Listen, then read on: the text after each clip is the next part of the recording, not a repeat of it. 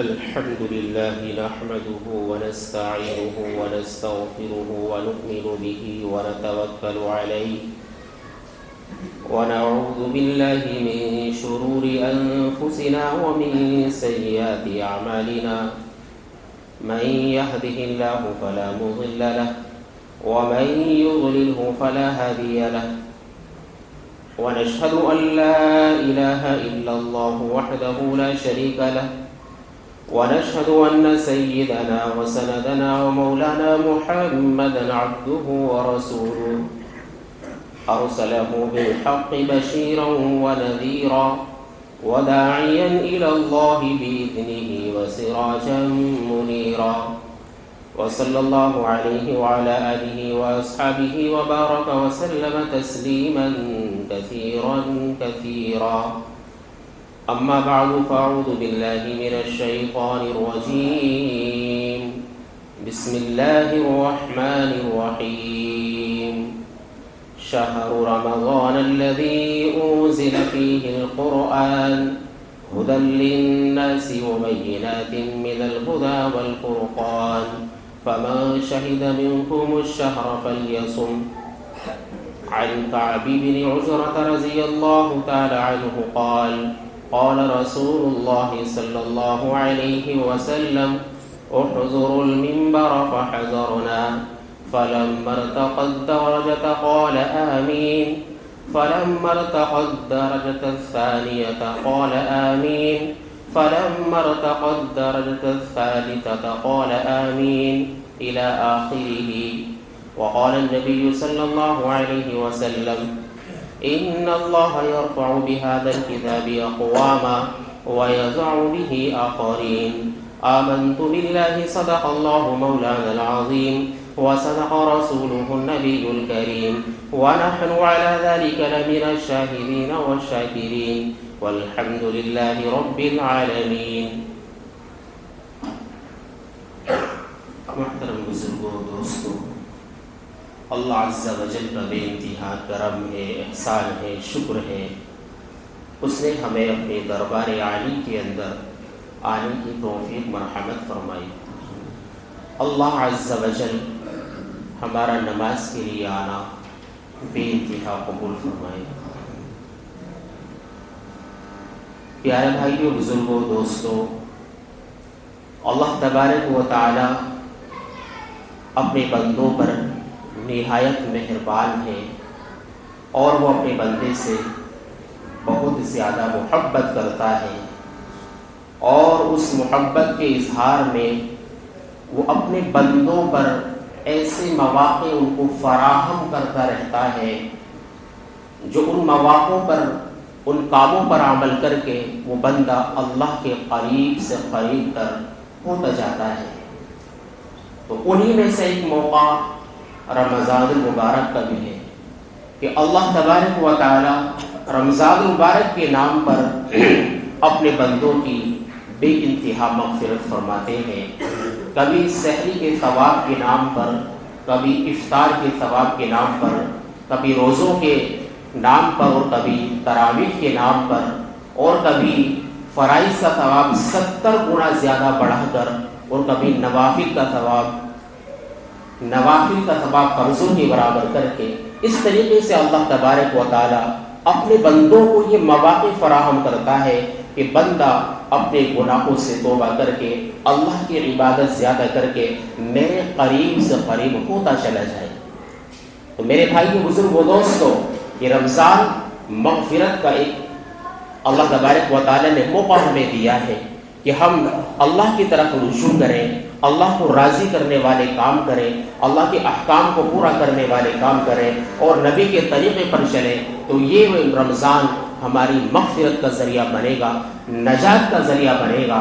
اور اگر ہم نے اس کے برخلاف کیا ہے اور ہم نے رمضان کے احترام کو پامال کر دیا تو پھر ہمارے لیے وعیدیں ہیں جو حدیث ابھی خطبے کے اندر آپ کے سامنے تلاوت کی گئی. نبی کریم صلی اللہ علیہ وسلم منبر پر تشریف لاتے ہیں خطبہ دینے کے لیے، صحابہ کرام سے فرماتے ہیں کہ منبر کے قریب ہو جاؤ. جناب محمد رسول اللہ صلی اللہ علیہ وسلم جب ممبر کے پہلے درجے پر قدم رکھتے ہیں تو فرماتے ہیں آمین، جب دوسرے درجے پر قدم رکھتے ہیں تو پھر فرماتے ہیں آمین، جب تیسری پیڑھی پر تیسرے درجے پر قدم رکھتے ہیں تو پھر فرماتے ہیں آمین۔ اللہ کے نبی نے خطبہ دیا، صحابہ کرام نے بعد میں دریافت کیا، یا رسول اللہ ہم نے آج آپ سے ایک ایسا عمل دیکھا جو اب سے پہلے کبھی نہیں دیکھا تھا، جب آپ ممبر پر تشریف لائے تو آپ بار بار آمین کہہ رہے تھے۔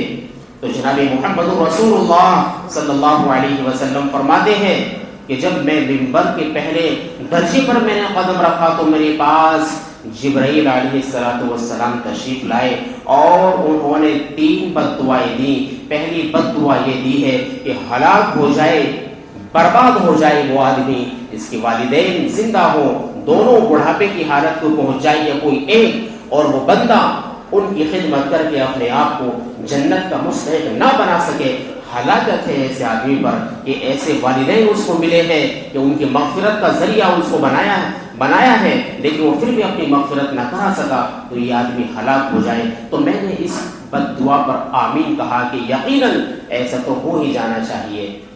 اور جب میں نے دوسرے درجے پر قدم رکھا تو جبرائیل علیہ السلام نے کہا کہ ہلاک ہو جائے، برباد ہو جائے وہ آدمی جس کے سامنے جناب محمد رسول اللہ صلی اللہ علیہ وسلم کا نام نامی اس میں گرامی آئے اور وہ درود نہ بھیج سکے۔ جب آپ صلی اللہ علیہ وسلم کا نام آتا ہے، محمد صلی اللہ علیہ وسلم، تو ہمیں درود شریف ایک مرتبہ پڑھنا واجب ہو جاتا ہے۔ صلی اللہ علیہ وسلم یہ درود شریف ہوتا ہے، چھوٹا درود شریف ہے۔ جب بھی کبھی کسی مجلس کے اندر جناب محمد رسول اللہ صلی اللہ علیہ وسلم کا نام نامی آئے تو ایک مرتبہ درود پڑھنا واجب ہے۔ بار بار نام آ رہا ہے تو بار بار پڑھنا مستحب ہے، لیکن کوئی ایک مرتبہ بھی نہ پڑھے تو اس بد دعا کے اندر وہ آدمی شامل ہو جائے گا کہ جو جبرائیل نے بد دعا فرمائی کہ ہلاک ہو جائے وہ آدمی جس کے سامنے آپ کا نام مبارک آئے اور وہ درود نہ پڑھے۔ تیسری بد دعا جبرائیل علیہ السلام نے یہ دی کہ ہلاک ہو جائے، برباد ہو جائے وہ آدمی جس نے رمضان کا ایسا خیر و برکت والا مبارک مہینہ پایا جس کے اندر اللہ تبارک و تعالی اپنی بندوں کی بارش کی طرح ان پر نعمتیں برسا رہے ہیں اور ان کی مغفرت فرما رہے ہیں۔ اگر کسی آدمی کی رمضان کے اندر بھی مغفرت نہ ہو تو وہ آدمی ہلاک ہو جائے، برباد ہو جائے۔ ان تینوں بد دعا پر جناب محمد رسول اللہ صلی اللہ علیہ وسلم نے آمین کی مہر لگائی ہے۔ اندازہ کیجئے کہ اللہ کے نبی کے سامنے جبرائیل بد دعا دے رہے ہیں، جبرائیل جیسا مقرب فرشتہ اس کی بد دعا ہی کیا کم تھی، لیکن اللہ کے نبی نے اس پر آمین کی مہر لگا دی۔ تو بد دعا کے اندر کوئی تردد نہیں رہا، یعنی بد دعا کو قبول ہونے میں کوئی نہیں بچا سکتا۔ تو میرے بھائی بزرگوں دوستو، اس حدیث سے ہمیں کیا سبق ملتا ہے کہ ہمارے والدین اگر بوڑھے ہیں، بڑھاپے کی حالت کو پہنچ گئے، ہم ان کی اتنی خدمت کریں، ان کا اتنا دل جیتیں، یہ اس کے ذریعے اللہ ہماری مغفرت فرما دے اور اللہ کے نبی کا نام آئے تو اس پر درود بھیجیں۔ اور اسی طریقے سے رمضان کا یہ خیر و برکت کا مہینہ جو چل رہا ہے، جو اللہ نے ہمیں عنایت فرمایا ہے، اس کی قدر کریں اور اس کی ایک ایک پل، ایک ایک ساعت کی قدر کریں اور اس کے ذریعے اللہ تبارک و تعالی ہماری مغفرت فرما دے۔ اور اگر رمضان کے اندر بھی مغفرت نہ ہوئی تو پھر کون سا وقت ایسا ہوگا کہ جس میں اللہ ہماری مغفرت فرمائے۔ تو میرے بھائی بزرگوں دوستو، رمضان کی قدر یہی ہے کہ اس کے جو ہے جیسے میں نے رمضان کے جو ہے پہلے جمعے کے اندر بتایا تھا کہ اس کے استقبال رمضان کے نام سے بیان ہے کہ اس کا ہمیں کیسے شیڈول تیار کرنا ہے، کیسے اپنے اوقات کو ڈیوائیڈ کرنا ہے کہ کس طریقے سے کسی بھی طریقے سے ہمارا کوئی وقت ضائع نہ ہو۔ لیکن آج دیکھنے میں یہ آتا ہے ہمارے خصوصاً نوجوان طبقہ اور جو ہے موبائل کی لت جن کو پڑی ہوئی ہے، وہ جو ہے مستقل انہی کے اندر لگے ہوئے ہیں۔ کوئی جو ہے گیم چلاتا ہے اور کوئی مستقل گھروں کے اندر مسورات سیریلز وغیرہ دیکھتی ہے۔ اسلامی نام پر بہت سے سیریل ایسے آ رہے ہیں جو رمضان کے نام پر خاص طور پر تیار کیے گئے ہیں، اور جن کو ان کی لت لگی ہوتی ہے وہ ایک قسط کے بعد دوسری قسط دیکھنے کے لیے بڑے بےتاب نظر آتے ہیں۔ تو میرے بھائی بزرگوں دوستوں، کم از کم حالانکہ یہ آلات جو ہیں یہ فحاشی کے آلات ہیں، گھروں کے اندر یہ چیزیں نہیں ہونی چاہیے، لیکن کم از کم رمضان کے اندر تو کم سے کم ان کو اٹھا کر رکھ دیا جائے،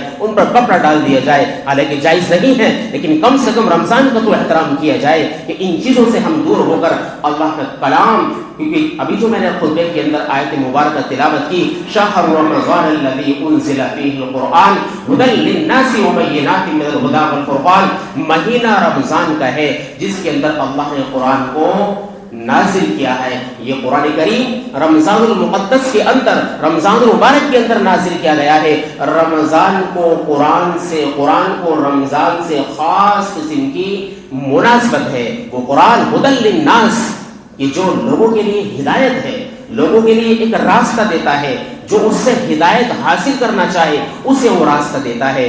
آپ کہیں سفر کر رہے ہیں، جب تک آپ موبائل کی لوکیشن آن نہیں کریں گے موبائل آپ کو راستہ نہیں بتائے گا۔ اگر آپ کو رہبری چاہیے تو لوکیشن کو آن کرنا پڑے گا، تب وہ آپ کو راستے کی رہنمائی کرے گا۔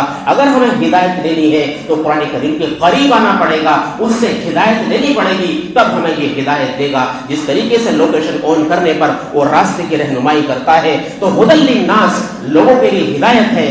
اس میں ھدی للمسلمین نہیں کہا، ھدی للناس تمام لوگوں کے لیے ہدایت ہے۔ کسی بھی مذہب کا ماننے والا ہو، عیسائی ہو، یہودی ہو، بدھسٹ ہو، جینی ہو، کسی بھی جو ہے مذہب کا ماننے والا ہو، سب کے لیے قرآن کے اندر ہدایت موجود ہے، بشرطے کہ اس سے کوئی ہدایت لینے والا ہو۔ یہ فقط مسلمانوں کے لیے نہیں ہے، پورے عالم کے لیے، رہتی دنیا تک تمام انسانوں کے لیے راہ ہدایت ہے، راہ نجات ہے، راہ نجات ہے، اور آئین ہے، دستور ہے، زندگی گزارنے کا ایک طریقہ ہے، ایک نظام ہے کہ اس کے مطابق ہمیں زندگی گزارنی ہے۔ سب کے لیے یکساں ہے، کسی مسلمان کی اس پر اجارہ داری نہیں ہے۔ قرآن رہتی دنیا کے لیے، تمام انسانوں کے لیے راہ نجات ہے، راہ ہدایت ہے۔ تو میرے بھائیو بزرگوں دوستو، اس قرآن کریم کا حق یہ ہے کہ ہم اسے رمضان کے اندر بھی خوب تلاوت کریں اور غیر رمضان کے اندر بھی تلاوت کریں، لیکن رمضان کے اندر تلاوت بڑھ جانی چاہیے۔ کتنی بڑھ جانی چاہیے؟ امام اعظم ابو حنیفہ رحمۃ اللہ علیہ کا مشغلہ کیا تھا؟ آپ فقیہ تھے، آپ مسئلے مسائل کے امام تھے، رات دن فتویٰ نویسی کا کام کرتے تھے، لیکن رمضان کے اندر ان تمام کام کو بالائے طاق رکھ دیا کرتے تھے۔ آپ پورے رمضان کے اندر 61 قرآن کریم پڑھتے تھے، ایک قرآن دن میں پورا کرتے، ایک قرآن رات میں پورا کرتے، اور ایک قرآن کریم تراویح کے اندر پورا کیا کرتے تھے۔ 61 قرآن کریم آپ پڑھتے تھے، اور جس جگہ بیٹھ کر آپ فتویٰ نویسی کرتے تھے، مسئلے مسائل لکھا کرتے تھے، وہاں لکھا ہے کتابوں کے اندر کہ آپ نے 7000 قرآن کریم اس جگہ پر مکمل کیے۔ بڑے بڑے امام گزرے ہیں، اور اسی طریقے سے عطاء اللہ شاہ بخاری رحمۃ اللہ علیہ، جب ان کو جیل کے اندر ڈالا گیا تو یہ رات میں قرآن کریم کی تلاوت اتنے مزے لے کر کرتے تھے، یہ قرآن کریم کے اندر لذت ہے۔ جو قرآن کریم کو سنے گا بشرطے کہ اس کا دل پاک اور صاف ہونا چاہیے۔ اگر دل کے اندر گناہوں کی گندگی ہے، گناہوں کا میل ہے، تو لذت نہیں آنے کی۔ اگر گناہوں کی گندگی سے آپ کا دل پاک اور صاف ہے تو قرآن کریم پڑھنے سے آپ کے آنسو جاری ہو جائیں گے، آپ کے اندر لذت طاری ہو جائے گا۔ تو جیلر ان کو قرآن کریم کو جب سنتا تھا تو اس کی آنکھوں سے آنسو جاری ہو جاتے تھے، یہاں تک کہ اس جیلر کو کہنا پڑتا کہ عطاء اللہ بند کر دیجئے ورنہ ہمارے سینے پھٹ جائیں گے، تو یہ کیا پڑھتا ہے؟ یہ قرآن کریم ایسا ہے میرے بھائی بزرگوں دوستوں، کسی بھی زبان کا جاننے والا ہو قرآن کریم پڑھنے سے اس کو لذت آئے گی۔ بہت سارا گانے سنتے ہیں، گانا آپ نے سنا، آپ نے 10 بار 20 بار 40 بار سنا، پھر گانا سننے میں مزہ نہیں آئے گا۔ یا جس زبان کا آدمی جاننے والا ہو اس زبان میں اگر گانا سنے گا اسے لذت آئے گی، لیکن قرآن کریم ایسا ہے کسی بھی زبان کا جاننے والا ہو اس کو قرآن کریم سننے سے جو ہے لذت آئے گی، اور جو ہے اس کو ایسا سرور اور کیفیت ملے گی کہ اس کے دل کو تسکین ملے گی، اس کے دل کو قرار آئے گا۔ حضرت عثمان غنی رضی اللہ تعالی عنہ فرماتے تھے، یا اللہ میرا کوئی دن ایسا نہ گزرے جس دن میں قرآن کریم کی تلاوت نہ کر سکوں. اگر کوئی دن ایسا گزرے جس دن میں قرآن کریم کی تلاوت نہ کر سکوں, میری زندگی کا وہ آخری دن ہونا چاہیے. آپ کو قرآن کریم سے ایسا شغف تھا, ایسی محبت تھی, یہاں تک کہ جب آپ کو شہید کیا گیا, بلوائیوں نے آپ کو جو ہے آپ کے گھر کے اندر محصور کر دیا تھا, آپ کا پانی بند کر دیا تھا, مسجد نبوی کے اندر نماز پڑھنا بند کر دیا تھا, وہ پانی بند کر دیا جس کنویں کو خرید کر آپ نے مسلمانوں کے لیے وقف کیا تھا, انہیں کے لیے اس پانی کو بند کر دیا گیا. جس مسجد نبوی کی توسیع کے لیے آپ نے زمین اللہ کے لیے دی تھی, اسی مسجد میں نماز پڑھنے کے لیے آپ کو منع کر دیا گیا. یہاں تک کہ آپ کا آخری وقت آ گیا, اسی کمرے میں جا کر بلوائیوں نے آپ کو شہید کر دیا. آپ قرآن کریم کی تلاوت کر رہے تھے, لکھا ہے کہ آپ اس آیت تک پہنچے, حسبنا اللہ و نعم الوکیل, کہ میرے لیے اللہ کافی ہے, تو آپ کو شہید کر دیا گیا. آپ کے خون کے قطرے غالباً مصحف عثمانی اس قرآن کریم کے اوپر بھی آئے تھے جس کو آپ تلاوت کر رہے تھے. تو ایسا شوق اور آپ کو ایسی خوشی ملتی تھی قرآن کریم سے کہ اس کو پڑھ کر آپ کے دل کو قرار آتا تھا. بے شمار واقعات قرآن کریم کی محبت کے علماء کرام نے تاریخ کی کتابوں کے اندر لکھے ہیں, لیکن اس قرآن کریم سے آج ہم دور ہیں. رمضان کے اندر کم از کم ہماری مسجدیں قرآن کریم کی صداؤں سے, قرآن کریم کی تلاوت سے آباد ہونی چاہیے. آج اپنی مسجدوں کا حال دیکھیں, اکا دکا کوئی آدمی قرآن کریم پڑھ رہا ہے, فرصت ہی نہیں ہے. موبائلوں پر, واٹس ایپ پر, فیس بک پر, انسٹاگرام پر, ٹویٹر پر آپ لگے رہتے ہیں, لیکن قرآن کریم تابوں کے اندر سجایا ہوا ہے. تو میرے بھائی بزرگوں دوستوں, رمضان کو قرآن سے خاص مناسبت ہے, اس کی خوب سے خوب قرآن کریم کی تلاوت کرنی چاہیے. مسجدوں کے اندر بھی کریں, گھروں کے اندر بھی کریں, مستورات کو بھی کرنے چاہیے. شیخ زکریا رحمۃ اللہ علیہ نے فضائل اعمال کے اندر لکھا ہے, فضائل رمضان کے اندر لکھا ہے کہ میرے گھر کی مستورات جو ہے امور خانہ داری کے ساتھ ساتھ, یعنی گھر کے جو کام کاج ہوتے ہیں ان کے ساتھ ساتھ 10-15 سپارے روزانہ پڑھ لیا کرتی ہے. اس قدر انہیں قرآن کریم سے محبت تھی کہ اس گھر کی مستورات, آج ہماری مستورات گھر کے کتنے بہانے بناتی ہے, جبکہ پہلے کو اور اب کو کتنا فرق ہے. کہ پہلے اگر چائے بنانی ہے تو گھنٹوں لگتے تھے, کہ چولہا جلانا ہے, ابلے ڈالنے ہیں, لکڑی جلانی ہے, اس کے بعد چائے تیار ہوگی. لیکن آج چائے بنانے کے لیے آپ کو صرف کیا ہے, آپ کو صرف کیا ہے, اس کے بٹن دبانے پڑیں گے. کیا بولتے ہیں اس کو, ذہن سے نکل گیا, انڈکشن کے اندر کتنی جلدی سے تیار ہو جاتی ہے. اور پھر گیس ہے, بے شمار چیزیں ہیں. کھانا گرم کرنے کے لیے آپ کو فرائی پین لانا پڑتا تھا اور چولہا جلانا پڑتا. آج آپ اوون کے اندر 2 منٹ کے اندر کھانا ایسا گرم کر لیں گے جیسے تیار ہونے کے بعد بھی اتنا گرم نہیں ہوتا جتنا اوون گرم کر کے دیتا ہے. یعنی یہ ساری سہولتیں موجود ہیں, اس کے بعد بھی مستورات کہتی ہیں وقت نہیں ہے. قرآن کریم کے لیے, نماز کے لیے وقت نہیں ہے. وقت کو بچنا چاہیے نا. یہ سارے کام جو ہے بھئی چولہا جلانا ہے اور جو ہے آٹا پیسنا ہے اور اسی طریقے سے سل پر جو ہے مسالہ پیسنا ہے, وہ سارے کام جو ہے گھنٹوں کے منٹوں کے اندر ہو رہے ہیں, لیکن اس کے بعد بھی ہمارے پاس وقت نہیں ہے. تو یہ کیا ہے, یہ محبت کی کمی ہے. دل کے اندر محبت نہیں ہے. تو ہی نہ چاہے تو باتیں ہزار ہیں, لیکن جو آدمی چاہے تو اس کے لیے اللہ وقت کے اندر برکتیں ڈالتا ہے. تو میرے بھائی بزرگوں دوستوں, قرآن کریم کا حق یہ ہے کہ اس کو ہم پڑھیں, تلاوتیں کریں, اور سب سے بہتر یہ ہے قرآن کریم کو, قرآن کریم ہاتھ میں لے کر تلاوت کی جائے. بعض حضرات جو ہے موبائل میں تلاوت کرتے ہیں, جائز ہے, لیکن موقع محل ہو, آپ سفر کر رہے ہیں یا کسی ایسی جگہ پر ہے, قرآن کریم نہیں ہے, آپ موبائل کے اندر دیکھ کر پڑھ سکتے ہیں, جائز ہے. لیکن افضل یہ ہے کہ آپ قرآن کریم کو, جو مصحف ہے, جو قرآن کریم کاغذ کے اوپر لکھا ہوا ہے, اسے دیکھ کر پڑھیں گے, اس کی نورانیت الگ ملے گی. موبائل سے قرآن کریم پڑھیں گے ثواب مل جائے گا, لیکن وہ نورانیت حاصل نہیں ہوگی. سافٹ کاپی سے, وہ سافٹ کاپی جو ہے موبائل کے اندر, اس سے وہ حاصل نہیں ہوگی. جو ہارڈ کاپی ہے اس سے آپ قرآن کریم کی طرح, جس طریقے سے ایک ڈاکٹر ہوتا ہے, ایک جنرل میڈیسن ہوتا ہے, ہر مرض کی وہاں دوائی مل رہی ہے. موبائل کے اندر بھی بہت ساری چیزیں ہیں کہ ہر چیز اس کے اندر ہے. آپ جنرل میڈیسن سے کوئی بہترین علاج کرانا نہیں بہتر سمجھتے, آپ اس کے اسپیشلسٹ کے پاس جائیں گے جو اس مرض کا اسپیشل ڈاکٹر ہوتا ہے, کان کا ڈاکٹر ہے, آنکھ کا ڈاکٹر ہے, اس سے علاج کرانا پسند کرتے ہیں. جنرل میڈیسن پر آپ جائیں گے, جنرل اسٹور پر جائیں گے, وہاں کے مقابلے اس سے زیادہ بہتر سمجھتے ہیں. ایسے ہی قرآن کریم جو موبائل کے اندر ہے, یہ جنرل جو ہے اسٹور کی طرح ہے, لیکن جو مصحف ہے, جو قرآن کریم جو ہے وہ کاغذ کے اوپر لکھا ہوا ہے, یہ اس کی ہارڈ کاپی ہے, یہ اسپیشل ہے. تو اس سے قرآن کریم کی تلاوت کریں گے تو اس سے نورانیت آپ کو زیادہ ملے گی اس کے مقابل. تو میرے بھائی بزرگوں دوستوں, بہت ساری باتیں ہیں. رمضان کا مبارک مہینہ چل رہا ہے. ایک حدیث کے اندر یہ فرمایا, الصوم لی انا اجزی بھی، کہ روزہ میرے لیے ہے، میں ہی اس کا اجر دوں گا۔ اللہ فرما رہے ہیں کہ روزہ میرے ہی لیے ہے، میں ہی اس کا اجر دوں گا۔ یعنی کہ دیگر جو ہم عبادت کرتے ہیں کس کے لیے کرتے ہیں؟ اللہ کے لیے کرتے ہیں، لیکن دیگر عبادتوں کے اندر دکھلاوا پاسبل ہے، ممکن ہے۔ ایک آدمی نماز پڑھ رہا ہے، ہو سکتا ہے دل کے اندر ریا کی نیت آ گئی کہ فلاں آدمی مجھے نماز پڑھتے ہوئے دیکھ رہا ہے، تو اس نے اپنا سجدہ طویل کر دیا، اس نے اپنا قیام طویل کر دیا۔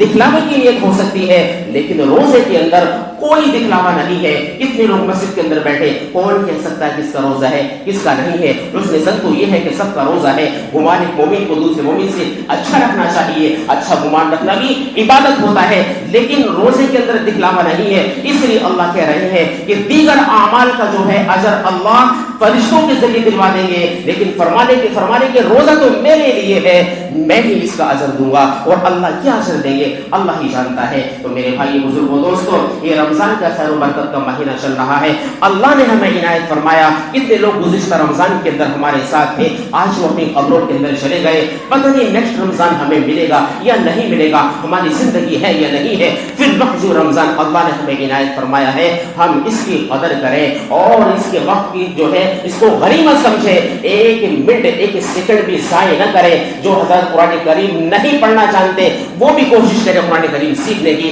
فرمایا اطلبوا العلم من المہد الی اللحد، علم حاصل کرو ماں کی گود سے لے کر قبر میں جانے تک۔ علم سیکھنے کی کوئی انتہا، کوئی لمٹ، کوئی قید نہیں ہے۔ کسی بھی عمر کے اندر آپ قرآن کریم پڑھنا سیکھ سکتے ہیں، علم سیکھ سکتے ہیں۔ اور آپ نے آج نیت کری کہ میں قرآن کریم سیکھنا شروع کروں گا اور انشاءاللہ پڑھوں گا، کل کو آپ کا انتقال ہو جاتا ہے، قبر کے اندر اللہ فرشتوں کی ڈیوٹی لگائے گا کہ آپ کو قرآن کریم مکمل کرائیں گے۔ نیت کے اوپر دار و مدار ہے، تو کسی کا کوئی بہانہ یہ نہیں چلنے والا کہ ہم نے بچپن میں نہیں پڑھا ہے۔ نہیں، موقع ہے، آپ پڑھ سکتے ہیں، سیکھ سکتے ہیں، اس کے لیے بندوبست کر سکتے ہیں، مسجد میں سیکھ سکتے ہیں، کسی کو اپنے یہاں لگا سکتے ہیں، کچھ بھی کوئی بھی طریقہ آپ استعمال کر سکتے ہیں۔ قرآن کریم کو پڑھا جائے، اس کو سیکھا جائے، اور جو ہے جن کو ابھی نہیں آ رہا ہے کوشش کریں، لیکن دیگر وظائف ہے، اوراد وظائف ہے، آپ ذکر و اذکار کریں۔ تو فرمایا کہ کلمہ طیبہ کی کثرت رمضان میں کرنی چاہیے، لا الہ الا اللہ محمد رسول اللہ، اور اسی طریقے سے استغفار کی کثرت کیجیے اور اللہ سے جنت کا سوال کیجیے اور جہنم سے پناہ مانگیے۔